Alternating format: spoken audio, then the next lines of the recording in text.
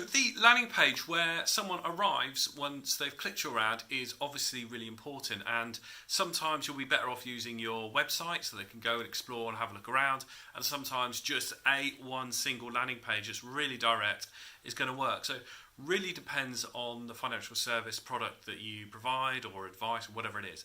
So, I mean, rules are there to be broken, but I guess the closest thing I can come to a rule is where if it's someone needs advice because they don't know what they want and they don't really understand your financial service product, then the website's probably a really great place to send them to, and send them to some content where they can get to know you, build a bit of trust, and just learn about you and your business. That's probably when I'd use a website, and I'd use a landing page if they know what they want, they understand what it is, and they need to get the best deal, and they want to speak to someone that can help them quickly. And then a landing page that's really super relevant, that still kind of shows you and your people, and makes it really easy for them to engage with you. Either they pick up the phone to you, that's the ideal, or that they ask for you to call them back. Whether using your landing page or whether using your website, the golden rule is to be as relevant as possible. So it will be quite rare that your home page is the most relevant page. I often use our home page because we have niched right down. We work just with financial services businesses. We know they need leads, and my home page is effectively a sales page. But for you, you might have multiple services, multiple products, so it might be quite rare that the homepage is the most relevant. So you should know with your advertising what that person is after or what they're researching, and you send them to the most relevant page, whether it be your website or your landing page. All of the advertising platforms, maybe not LinkedIn and Twitter, use like a relevancy score, quality score guideline to give you basically cheaper costs if your ad is relevant to the audience and relevant to what they're looking for.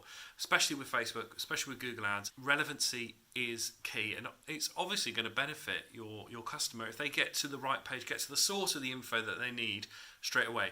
Now, one thing to note is if you're like looking at Google Analytics, the bounce rate might be higher because they're on the page that they need to. They don't necessarily need to look around, so don't be worried about high bounce rates from paid advertising if you are sending them to the page that they need. They don't need to look at other pages, and most of them won't. So one thing to note and remember is don't worry if your conversion rate is low to begin with. You do get other opportunities with remarketing. So that's when someone hits your site and then goes back onto like a social media platform or another website and sees your ad again. You get plenty of opportunities. If they've been on your site once and they've spent a bit of time on it, they're probably interested in what you do, and you do have other opportunities to get in front of them. So if you don't get it right first time, learn from that. So don't continue with a page that doesn't convert at all. I mean, that would be madness, obviously. But learn from how people are interacting. I'll drop a link into something called Hotjar. You can watch back how people have interacted with that page or with your website and that whole journey.